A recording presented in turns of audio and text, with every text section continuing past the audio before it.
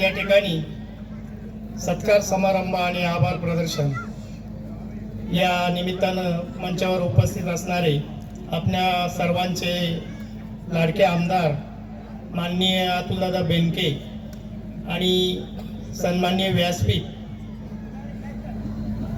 मी पाठीमागून याच्यासाठीच बोलणार होतो का मला बघून नावं घेता आली असते. असो, पक्षाने आमच्यावर विश्वास टाकून आम्हाला उमेदवारी दिली आणि उमेदवारी दिल्यानंतर अनेक अडथळे त्यामध्ये निर्माण झाले. प्रचार करत असताना आपल्या सर्वांचं लाडकं दैवत राज्याचे उपमुख्यमंत्री अजितदादा यांचं अपघाती असं निधन झालं आणि आपल्या सर्वांवर शोककळा पसरली.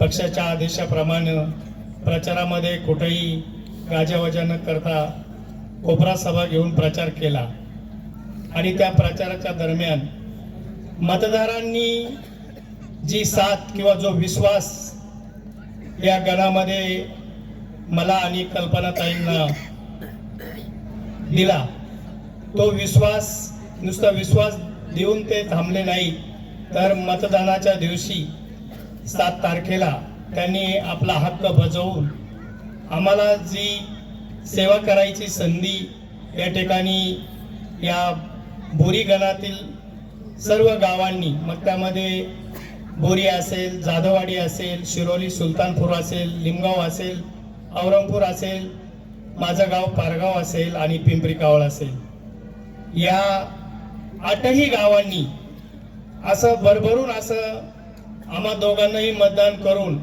आम्हाला आपल्या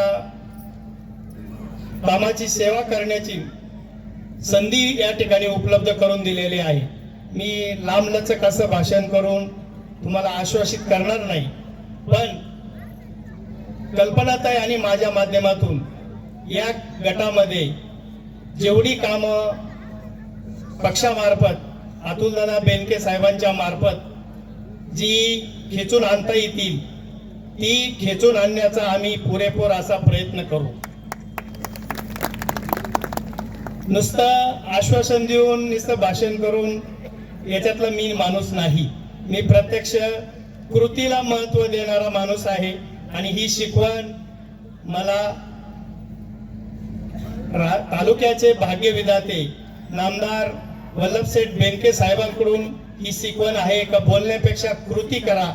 आणि अजितदादांचं ब्रीद होतं का काम करीत आलोय आणि काम करीत राहू, हे 2 ब्रीद. आणि माझ्या वडिलांचा एक संदेश आहे की समाजाप्रती आपल्याला सेवा करता येत असेल तरच त्यामध्ये भाग घ्या आणि भाग घेतल्यानंतर प्रामाणिकपणे जेवढं तुम्हाला सेवा समाजाची करता येईल कामाच्या रूपाने तेवढी करा. मेवेची अपेक्षा ठेवू नका. कुठल्याही प्रकारचा मी तुम्हाला एवढंच आश्वासित करीन की मी प्रामाणिकपणे आपल्या गणातील असेल गटातील असेल येवना अतुलदादा बेनके यांना जे जे सहकार्य या भागातून लागेल ते सहकार्य मी आपल्या सर्व समोर बसलेल्या मतदारांच्या जीवावरती मी अतुलदादांना हा शब्द देतो की या परिसरामध्ये आपल्याला अनेक सवंगडी जोडून देण्याचं काम मी आणि कल्पनाताई आम्ही करू. आणि ते सवंगडी नुसते मोकळे जोडून नुसते आरडाओरडा करायला घोषणा द्यायला नाही, तर त्यांच्या ज्या गरजा आहेत त्या गरजा पहिल्या आपण पूर्ण करूयात आणि मग त्यांना एक असा संदेश समाजामध्ये गेला पाहिजे की काम करणारं कोण आहे आणि नुसतं भाषण ठोकणारं कोण आहे. तर भाषण ठोकणाऱ्यांच्या मागे न जाता कामावाल्यांच्या मागे जा, असं मी आपल्या सर्वांना एक संदेश देतो.